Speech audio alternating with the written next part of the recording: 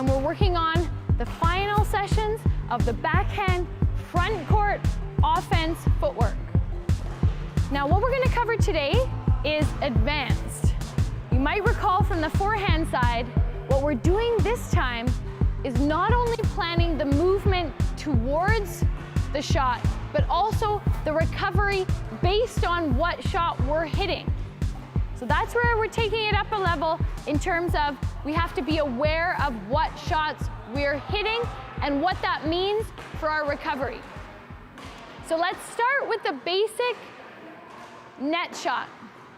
So from our backhand footwork that we're almost mastered, prep jump, left reach, and now I have to think about what shot I'm hitting. The straight net shot back to my opponent. So that means I'm not going to come all the way back to the base. Because if I do that, by the time my opponent hits, now I'll be scraping the shot off of the ground and now I'm on defense. So instead, what I want to do on my recovery on this side is hit the net shot, stay low in my legs, and just do one prep jump back.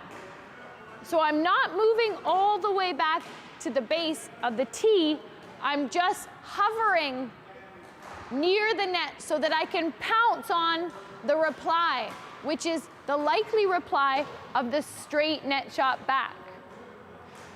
This is for singles focus, but the same applies for doubles and mixed doubles. So if I'm doing this for doubles, the straight net shot, I'll be a little closer with my base, my racket a little higher, same footwork, prep, left, reach, and now I'm still gonna hover with one jump back. I'm not going to pounce this way because I've hit the tight net shot. Okay, last session we talked about pushing to the dead zone and covering back here. But this time we're hitting the straight net shot, so I'm one jump back and ready for the reply. Let's see that in real time. So for the singles focus, I'm a little more back, prep, left, reach, and hover. So I still do my one jump back, but the distance is not nearly as much as when I do other shots. See it again? Prep, left, reach, and wait. Let's show it on the left side. Prep, right, left, and wait. Notice how I'm keeping my racket up. That's really important because no matter how fast my feet are, if I don't keep my racket up, then I'm not going to be ready for the reply anyway. So I have to hit and keep my racket up and my feet ready. They go together. Let's see it again. Prep, right, left, and wait. Prep, right, left, and wait. Okay, now let's move on to the second shot at the net, which is the cross-court backhand net. We haven't, well, maybe we've taken that course already, but we haven't talked about the backhand cross in the footwork yet. So that's what we're going to cover. So now we're going to do our prep, right, extension, and imagining that we're hitting the bird cross-court, tight along the net. So our recovery jump is going to be still close along the net, but towards the cross-court. Because the court is not a square, I have to compensate by making the distance further in the recovery jump when I hit cross-court, because that reply is going to come back faster than the straight reply. So again, slowly, prep, left, cross-court, and I follow the bird with my racket up and my feet jumping still close to the net. I'm not past the line. I'm still in front of the line, but I'm staying close enough to the net and over enough that I can reach that straight reply very easily. Let's see it in real time. Cross and hover. Still with the singles beginning, cross and hover. Now the same goes for doubles and mixed.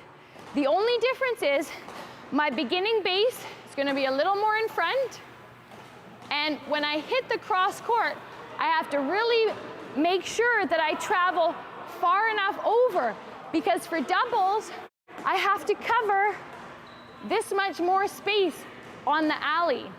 So I really have to be aware that I get enough distance over. So we're doubles minded, cross, and big jump out. Cross and big jump out. Let's try it on the left hand. Cross and big jump out. Cross and big jump out. Okay, now for the third shot option, which is the straight push or lob shot to the back. So what we're going to do in that case is begin with the same preparation, prep left, right, but now when we get to the net, we're going to push the bird back into the corner, which means our recovery has to come all the way back again, because now we have to cover the whole rest of the court. So it looks like this. Prep, left, right, and back. See that again? Prep, left, right, and back.